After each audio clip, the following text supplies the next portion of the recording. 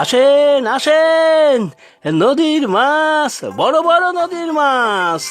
আসেন জামাই তাড়াতাড়ি, বড় মাছের সরাসরি। সবার সেরা মাছটি লইয়া সোজা চলেন শ্বশুর বাড়ি। ও দাদা, আরে আসেন আসেন। বাহ, খুব সুন্দর গান বেঁধেছে তো। তা শুনি আর একবার। শুনবেন? আচ্ছা বলতাছি। আসেন জামাই তাড়াতাড়ি, বড় মাছের সরাসরি।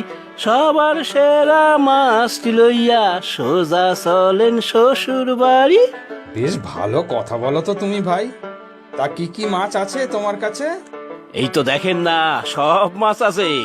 বড় বড় কাতলা, পাঙ্গাস, বোয়াল। আর এই দেখেন কত বড় চেতল মাছ। পেটটা দেখছেন? খাইতে দিলে হাফ থালার থেকে বাইরে বাইরাইয়া থাকবো। এইটা নেন দাদা, সস্তায় কইরা দিমু। ও বাবা, এত বড় মাছ নিয়ে কি করব? শ্বশুর বাড়িতে তো মাত্র কয়েকজন। এইটা কি যে কন দাদা, এই বড় মাছের মেলা থিকা কি কেউ মাথা গুইন্না মাছ নেয় নাকি? কে কত বড় মাছ লইয়া শ্বশুর বাড়ি হক করলে তাক লাগাইয়া দিতে পারে, এইটাই আসল কথা, বুঝলেন? সে শুনেছি, তবে আমি তো নতুন জামাই, মানে বিয়ে হয়েছে তো মাত্র 1 বছর। এই গ্রামের মাছের হাটে এবারই প্রথম তো, তাই সব জানি না বেশি। ও তাই বুঝি। তবে শোনেন, এই বড় মাছের মেলায় এই অঞ্চলের সব জামাইরা আসে আর শ্বশুর বাড়ি ভেট হিসাবে বড় বড় মাছ লইয়া যায়। এক বাসায় 2-3 জামাই থাকলে তো আর কথাই নাই। ও বাবা, এত সব কাণ্ড! ও নইলে আর কই কেন, যে জামাই যত বড় মাছ লইয়া যাইব তার তত বেশি খাতির যত্ন। নিয়া যান দাদা, এই শীতলটাই নিয়া যান, সৈদ্য ধরা, একেবারে টাটকা। হ্যাঁ, টাটকা? কোথাকার মাছ এটা? টাটকা না হইলে পয়সাই নিমু না। ব্যাস, ব্রহ্মপুত্র নদীতে ধরা হ। আচ্ছা, এত বড় বড় সব মাছ একসাথে সবাই ধরে কিভাবে?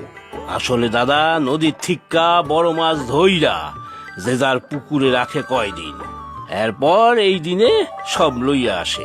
তা এই চিতলটা কত কিলো হবে? সে দিতাছি মাইপা, তা 10 কিলো তো হইবেই। বলো কি গো, চিতল মাছ 10 কিলো ওজন? তা হইলে আর এই মেলায় বিক্রি করতেছি কেন বলেন তো? এইখানে সবাই বড় বড় মাছই তো খোঁজে। আচ্ছা, এত বড় মাছ নিয়ে যাব কি করে? সে রশি দিয়া বাইন্ধা নিমু। 2 জন থাকলে তো বাসে ঝুলাইয়া লইয়া যাইতে পারতেন। দাম কত দেব? খুব বেশি হলে নিতে পারবো না কিন্তু। আপনার জন্য আর বেশি কি নিমু কন? দেন, 4,000 টাকাই দেন। 4,000 দাম একটা মাছের? অনেক বেশি না?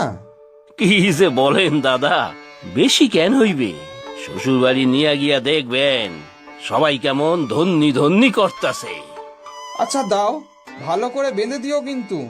তা দিতাছি, তবে সেনা সোনা কেউ নাই? 2 জনে মিললে কাঁধে তুইলা নিতে পারলে ভালোই তো। এখানে আর কাকে পাই? আরে ওই তো শ্যামল না? এই শ্যামল, শ্যামল, এদিকে এসো তো।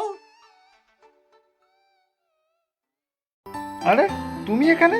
ও বুঝেছি, মাছ নিতে এসেছো। আরে তুমিও আসবে জানলে তো একসাথেই আসতাম।